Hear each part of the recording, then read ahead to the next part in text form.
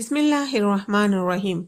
ஹலீஃபா அபூபக்கர் சித்திக் ரலியல்லாஹு அவர்களின் ஆட்சி காலத்தில் நடந்த ஒரு சுவையான சம்பவம் இது.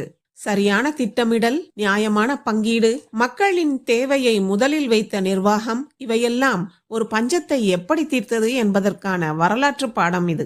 நாட்டில் திடீரென உணவு பஞ்சம் ஏற்படுகிறது.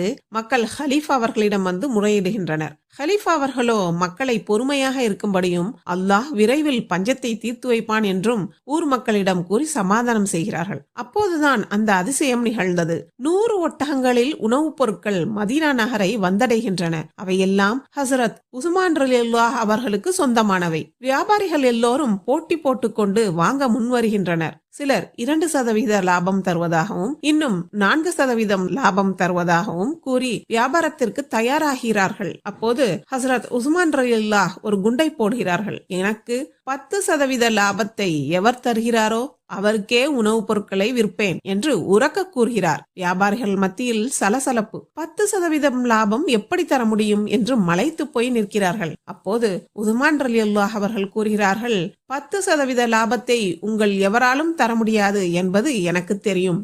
என்னை படைத்த அல்லாஹ்வினால் மாத்திரமே அது முடியும் என்று கூறி அத்தனை பொருட்களையும் தர்மம் செய்து விடுகிறார். அத்தோடு எவன் ஒரு நன்மையான காரியத்தை செய்கிறானோ அவனுக்கு 10 மடங்கு கூலி உண்டு என்ற குர்ஆன் வசனத்தையும் ஓதி காட்டுகிறார்கள் அந்த உத்தம சஹாபி. நாட்டில் பஞ்சம் பறந்தோடுகிறது. மக்கள் மகிழ்ச்சியில் குதூகலிக்கின்றனர். ஹலீஃபா ஹசரத் அபூபக்கர் சித்திக் ரலியல்லாஹு அவர்கள் அல்லாஹ்வை துதித்து வல்லல் உஸ்மான் ரலியல்லாஹு அவர்களை வாழ்த்துகிறார்கள். அஸ்ஸலாமு அலைக்கும் வரஹ்மத்துல்லாஹி வபரகாத்துஹு.